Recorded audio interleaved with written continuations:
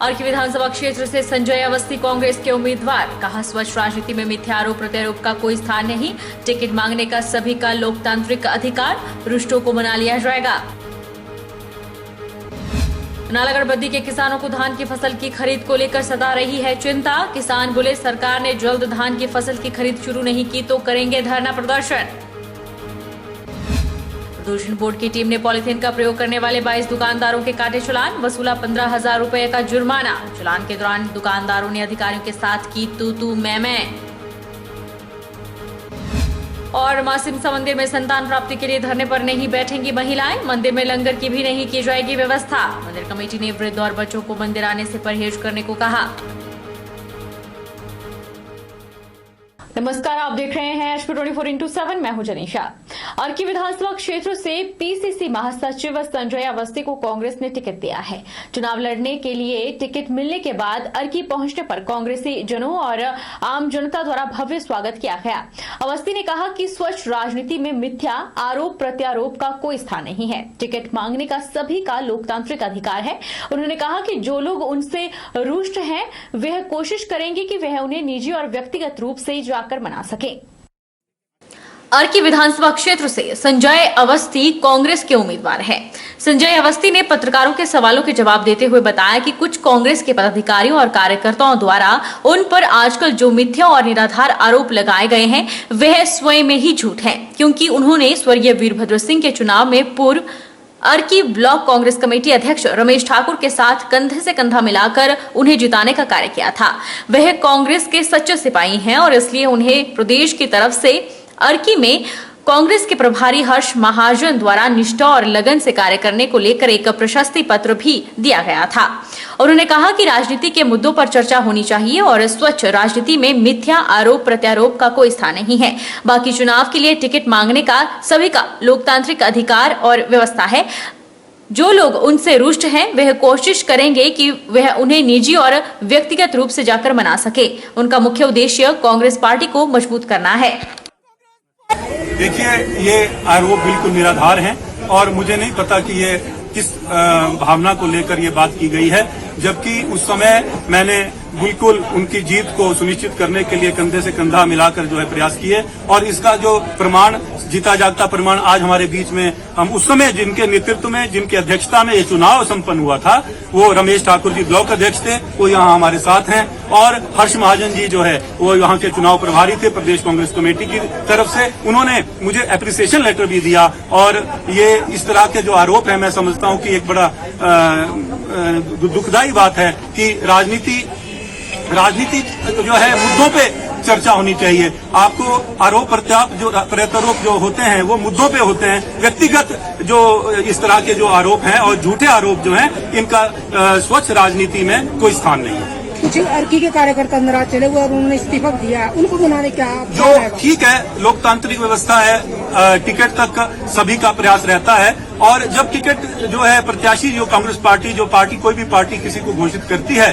उसके बाद सब अपने मनमुटाव दूर करके जो एकजुट होकर हमें एक लक्ष्य की प्राप्ति करनी है, जो कांग्रेस पार्टी को मजबूत करना है, कांग्रेस विचारधारा को आगे बढ़ाना है और इस विधानसभा में चुनाव में जीत हासिल करनी है। जो नाराज हैं, मेरा प्रयास रहेगा, मैं उनके पास व्यक्तिगत रूप से जाऊंगा, उनको मनाऊंगा, जो भी उनके जो नाराजगी होगी उसको दूर करने का प्रयास करूंगा।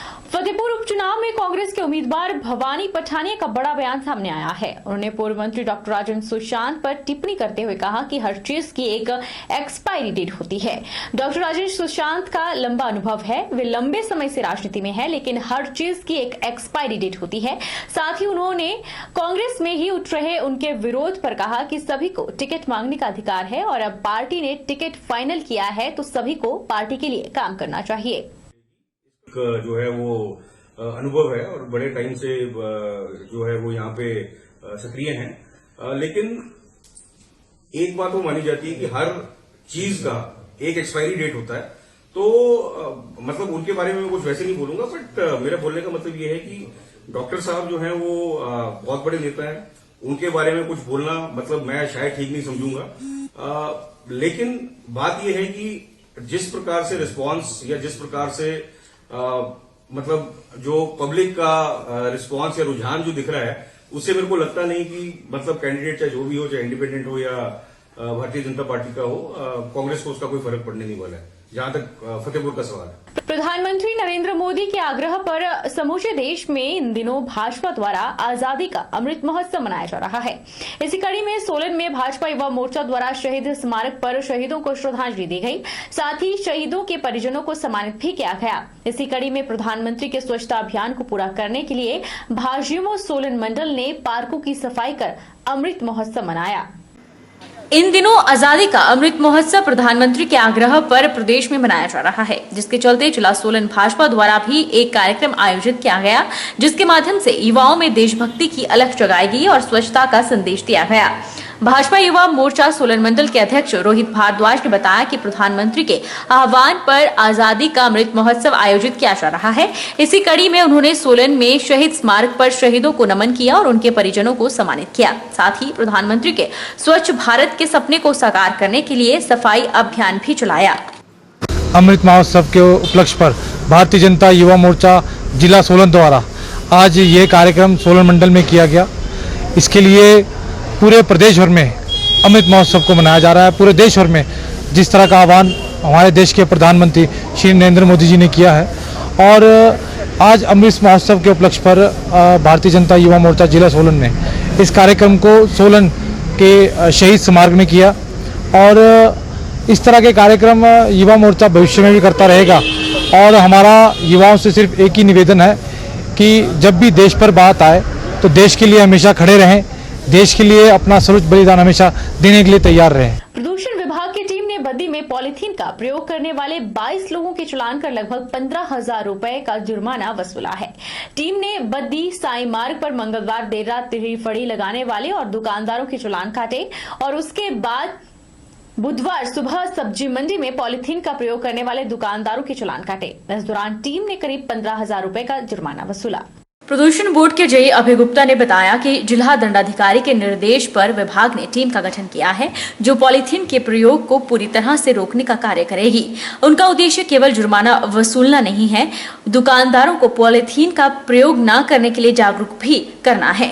उन्होंने बताया कि बद्दी हिमाचल प्रदेश का एक हिस्सा है और बॉर्डर एरिया होने के चलते यहाँ पर पॉलीथीन का इस्तेमाल हो रहा है, जबकि हिमाचल में पॉलीथीन पूरी तरह से बंद है, लेकिन बद्दी में इसका इस्तेमाल सरेआम किया जा रहा है। सुबह सड़क के किनारे और सब्जी मंडी में पॉलीथीन के ढेर खुद यहाँ की हालत बयां कर रहे हैं। पॉलीथीन का प्रयोग पूरी तरह से बंद करने के चलते विभाग ने एक टीम का गठन किया है, जो लगातार पॉलीथीन का प्रयोग करने वालों की धरपकड़ करेगी। यही नहीं, जिन दुकानदारों के पास बताने के बावजूद भी पॉलीथीन मिलता है, उनके खिलाफ पुलिस में मामला दर्ज कराया जाएगा। अभय गुप्ता ने सभी विभागों से अपील की है कि वे अपने अपने क्षेत्र में पॉलीथीन के चालान करें और इसकी रिपोर्ट जिला दंडाधिकारी सोलन को दे, जिससे जिला सोलन को पॉलीथीन मुक्त करने में सफलता हासिल हो सके। चली है, ये कल से नहीं चली है, पिछले महीने से जो हमारे माननीय प्रधानमंत्री जी ने स्वच्छता अभियान चला था और मुख्यमंत्री जी ने भी जिसका शुभारंभ किया था, उसकी ही कड़ी है। उस टाइम हमने सब लोगों को हाथ जोड़कर प्रार्थना की थी कि पॉलीथीन मत यूज करो। बद्दी बॉर्डर इलाके होने के कारण यहाँ पॉलीथीन का इस्तेमाल होता है। अब हम सबको प्रार्थना कर चुके हैं। अब हमने पिछले दिन और आज चालान किए, लगभग 22 चालान करे हैं हमने, और लोगों को बोला है, उनसे रिक्वेस्ट की है कि पॉलीथीन यूज़ ना करें। मैं आपके माध्यम से बाकी अधिकारियों को भी कहना चाहता हूँ, जो Himachal Pradesh non biodegradable act के तहत चालान करने के लिए वो है बाध्य हैं, कि वो भी अपनी प्रोग्रेस रिपोर्ट दें। और जिला दंडाधिकारी महोदय मैडम ने भी इसके अपने निर्देश दिए हैं, जो अभी रिसेंट में मीटिंग हुई थी डिस्ट्रिक्ट लेवल की। रुकेंगे एक छोटे से ब्रेक के लिए।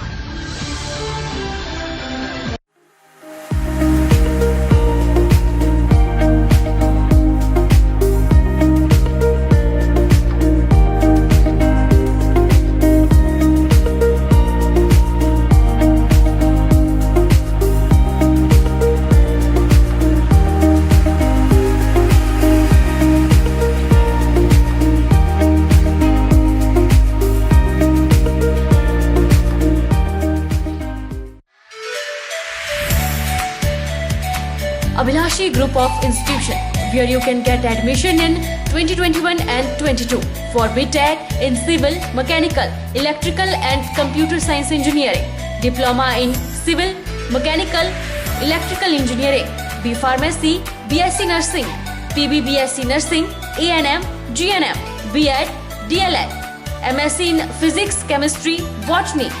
For detailed inquiry, please contact Abhilashi Group of Institution, near Chowk, Tehsil Bal, District Mandi, Himachal Pradesh.